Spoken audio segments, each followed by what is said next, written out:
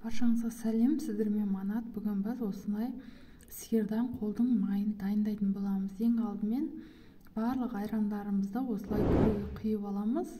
Құрметті көрермендер, менің каналыма жазылмаған болсаңыз тіркеліп, қоңырауша белгісін басуды ұмытпаңыз. Сол кезде менің жаңадан шыққан видеоларымды бірінші болып сіз көретін боласыз.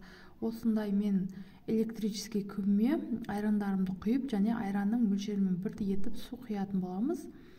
Жарты сағатта тоқ күбіміз осылай май түсірді. Енді кезекті бетіне салқын су құйып, осылай майымыздың барлығын қолмен жиып алатын боламыз. Яғни айранның бетінен майымызды сүзіп аламыз.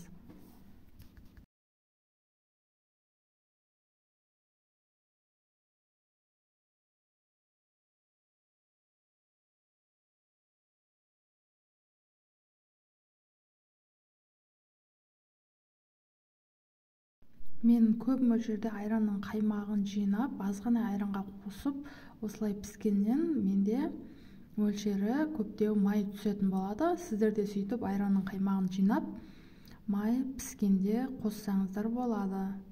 Бұл майдың барлығы айранның қаймағынан пайда болады.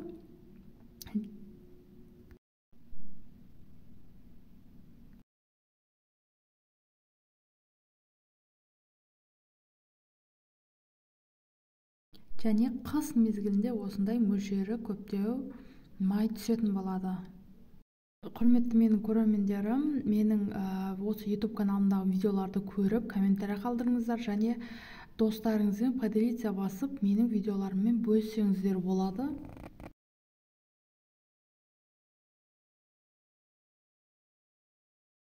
Және өз пікірлеріңізді қалдыра кетіңіздер.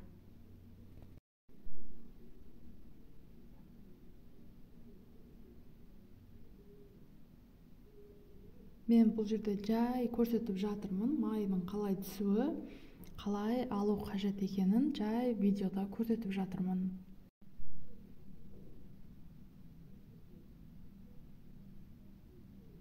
Осылай майымызды, салған майымызды салқын сумен айраны кеткенше жуып аламыз. Өйткені айраны қалып кетсе, майымыздың дәмін бұзып, ашытып жіберу мүмкін.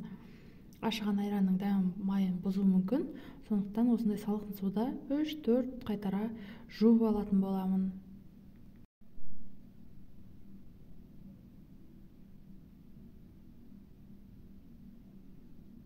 Осындай таза мөлдір су шығу қажет. Енді кезекте дәміне қарай тұз қосатын боламын. Барлығын жақсылап араластырамын. Бұл майдың дәмін тұз өте керемет дәм береді. Сондықтан тұзы сәл көптеу болғаны дұрыс.